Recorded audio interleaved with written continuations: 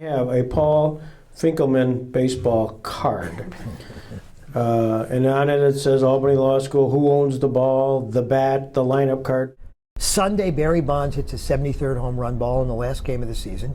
It's caught by a guy named Alex Popov, who comes to the game, sits in the same place every game, always brings his giant softball mitt. It's kind of just sort of being the size of a bushel basket. And Alex is about 6'3", and he's very athletic. He plays lots of sports.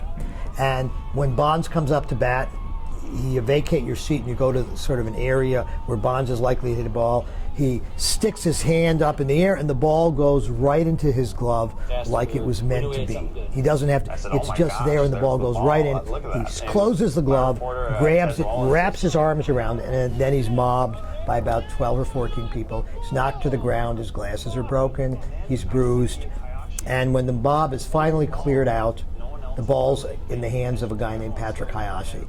There are two theories of what happened. One is that in this melee, he drops the ball. The other theory, which I think there's a lot of evidence for, because we have a TV film of what's going on, and we see Patrick Hayashi. He happened to have very distinctive hair. His hair is completely black except for one swath of gray in it. So we actually can follow Hayashi easily in the film. We see Hayashi literally diving into the pile and squirming his way towards where Popov is. So it's also possible that Hayashi pulls the ball out of the glove and ends up with it. The next day, I'm sitting in my office. At the time, I was doing work as an expert witness for a big Wall Street firm on a multi-billion-dollar case, and they needed a historian to explain some things. So I'm working on that. I get a call from the lawyer I'm working with. He says, "Paul, So I'm doing that, and then that morning I get a call from ESPN, and they want to know who owns this baseball." I didn't even know about it, because I didn't care about Barry Bonds, and I didn't care about the last game of the Giants, because they were not contenders, and I had just not really cared about that game. And so while ESPN is on the phone talking to me, I'm Googling the story and quickly looking at it. A quick study explained to ESPN why Popov owns the ball, because he is like Pearson. He killed the fox. He got the ball. Once he has possession of it, it's his ball. And if it falls out of his glove, it's still his property. Later that afternoon, the law firm I'm working for, the lawyer I'm working with, calls me and says, "Paul, the senior partners really love your work. It's great stuff you're doing, but what impresses them is that you're on ESPN.com. So now we know what senior partners at law firms do all day. And the next day, Alex Popov calls me. And he says, "You want to see the film of me catching the ball?" I said, "Sure." He sends me a videotape of the film. I watch it. I say, "If you decide to sue, I'd be happy to be your expert." I immediately, of course, tell him he should settle this case because litigation is obscenely expensive. But he wants to sue. He claims he wants to keep the ball. He doesn't want to sell it. People think the ball's worth $3 million. He claims he wants to keep it. I don't know if that's true or not. But in any event, litigation goes forward. I write a expert's affidavit to get a temporary restraining order to prevent the sale of the ball, arguing that there's a strong legal argument that the owner is Popov, not Hayashi. Okay, so what happens is this. We go to trial. The trial preparation is amazing. And, of course, Popov insists on paying his way. The lawyer offers to do it as a contingency, a percentage of what it sells for. And Popov says, "No, I want to keep the ball, so I'll pay my own way." I really think that what Popov wanted was a ball he thought would be worth $3 million, and he didn't want to have to give a third of it or 40% to his lawyer. He thought he could get away with a couple of $100,000 and he'd be a rich man. So it takes 2 years to go to trial. The evidence is amazing. We take the film of Popov catching the ball and being essentially mugged, and we break it down frame by frame, so we have hundreds of single frame pictures of it. We contact every person in the film we can identify. We end up interviewing and having as witnesses about 3/4 of the people that are standing around watching the pile-up, as well as a couple of people in the pile-up. One of the people in the pile-up is a 12-year-old boy who came home that night with a with a bloody wound on his leg, and the film clearly shows, I think, Patrick Hayashi biting this kid's leg so the kid will get out of the way so he can get at the ball. I mean, it's a really interesting phenomenon, and so it takes a long time for the trial. I'm on the witness rather than standing as a witness in the usual way where I'm cross-examined. The judge declares that he wants the experts to form an experts panel. So we have 3 experts on our side, they have 1 on their side. We all give our kind of testimony. I'm the lead-off hitter, so to speak.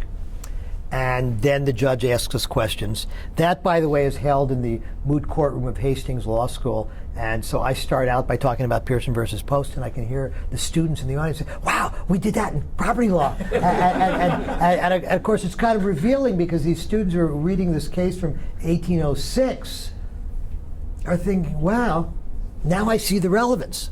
In the end, the judge decides that the 2 people have something which the judge makes up, pulls it out of thin air or potentially some other part of his anatomy. And can I say these things at the Jackson Center? I don't know. And says that the 2 people, Popov and Hayashi, have a joint possessory interest in the property, and I'm seeing the judge saying, what is that? And the answer is, of course, it's the first time anybody's heard of it, and it's probably the last time anybody will hear of it. And he says, sell the ball and divide the value. And of course, the problem is, by this time, it's 2 years after the event took place. The stock market is not what it had been. Barry Bonds' stock is not what it had been. So the time that Barry Bonds' ball is sold, the 73rd ball doesn't seem like such a big record. It might be broken next year, might be broken the following year. And of course, Barry Bonds is not a popular player. He's generally considered to be a pretty unpleasant human being. He won't sign autographs. If you asked him to sign a ball, he'd tell you, get a life. So the Barry Bonds ball sells for about $450,000 at an auction. It's also sold in a very stupid way. An auction house calls up Popov and Hayashi and convinces them they should come to New York. They will get first-class treatment, stay at a 5-star hotel, have great meals, and there will be a televised auction on ESPN of just this one baseball. Well, anybody who understands auctions knows that you can't have a one-auction item. A one-item auction, you have to have an auction. They should have sold, 20 Mickey Mantle autographs, a Babe Ruth, build up. So instead, the auction takes all of about a minute and a half, sells for $450,000. So Popov ends up with about $2.25, and his lawyer's fees are about $350. Hayashi's lawyer's fees were the same, but Hayashi's lawyers decide to waive their fee because I think they realize that the publicity, they're a fairly big law firm in San Francisco.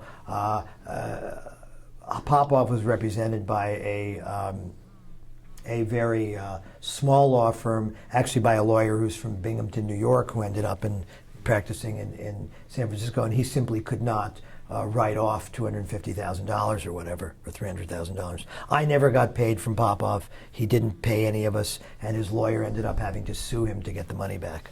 So it's a sad and tragic story for me. Because Aren't you glad I asked? I am, but I had a wonderful time. The most interesting thing probably was all the external publicity. I got calls from radio stations around the world, actually. A Scottish radio station, BBC Scotland, called me, and of course, and this it sounds so predictable, it's almost like a bad ethnic joke, but it's true. The Scottish radio station wanted to know why anybody would want to buy a used baseball. And I got a call from an Australian radio station, and they wanted me to talk about the fight in the stands. So, I think it's culturally very interesting.